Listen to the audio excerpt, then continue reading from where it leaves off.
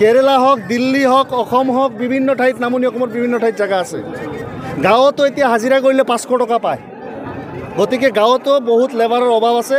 গাঁৱতে পাৰিলে কাম কৰাৰ ব্যৱস্থা কৰক।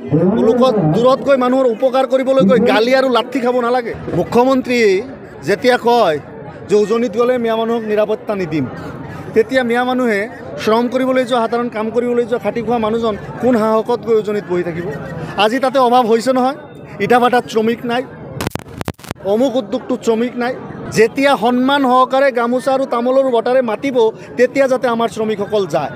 মোৰ খোলা আহ্বান যে শ্ৰমিকসকল কাম কৰিবলৈ জেগাৰ অভাৱ নাই। কেৰেলা হওক, দিল্লী হওক, অসম হওক, বিভিন্ন ঠাইত নামনি অসমৰ বিভিন্ন ঠাইত জেগা আছে। গাঁৱতো এতিয়া হাজিৰা কৰিলে 500 টকা পায়। গতিকে গাঁৱতো বহুত লেবাৰৰ অভাৱ আছে। গাঁৱতে পাৰিলে কাম কৰাৰ ব্যৱস্থা কৰক। লোকক দূৰত গৈ মানুহৰ উপকাৰ কৰিবলৈ গৈ গালি আৰু লাঠি খাব নালাগে।